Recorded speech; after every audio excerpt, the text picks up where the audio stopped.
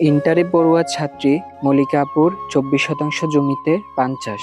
আপনারা যে জমিটি দেখতেছেন পান চাষের, এই জমিটি হচ্ছে 24 শতাংশ জমি।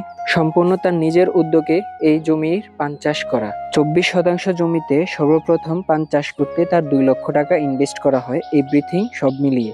এবং একটি পানের চারা বোনার পর সেই পানের জমি থেকে 4 থেকে 5 বছর পর্যন্ত নাকি পান পাতা ভাঙ্গা যায় বা হারভেস্টিং করা যায়। তার এই পানের জমি থেকে সপ্তাহে 2 বার সে পান হারভেস্টিং করে এবং প্রত্যেকবারে সে 20,000 টাকা বিক্রি করতে পারে, সপ্তাহে সে 40,000 টাকা এবং এক মাসে সে 1,60,000 টাকার পান বিক্রি করতে পারে এই 24 শতাংশ জমির পান হারভেস্টিং করে। এবং প্রত্যেক সপ্তাহে তার এই জমির পিছনে মজুরি এবং কীটনাশক সার এইসবের পিছে খরচ আছে তার 8 থেকে 10,000 টাকা এবং মাসিক হিসেব করলে হচ্ছে 35 থেকে 40,000 টাকা তার এই জমির পিছনে খরচ আছে।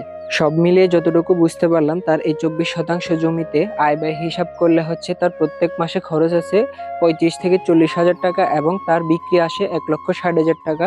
সব মিলিয়ে যদি 40,000 টাকা বাদ দেওয়া হয়, মাস শেষে তার 24 শতাংশ জমি থেকে সে আয় করতে পারে 1,20,000 টাকা অনায়াসেই। আপনি চাইলে আপনার এলাকার অবস্থান বুঝে আপনিও এই জিনিসগুলো চাষ করতে পারেন। কৃষি জমিতে অবশ্যই লাভবান আছে। যদি আপনি আপনার এলাকার ডিমান্ড বুঝে যে কোনো কিছু চাষ করেন, তাহলে অবশ্যই আপনিও লাভবান হতে পারবেন মল্লিকা আপুর মতো। সো অবশ্যই ভিডিওটা যাদের কাছে ভালো লাগছে অবশ্যই কমেন্ট করে জানাবেন আপনার মতামত গুলা।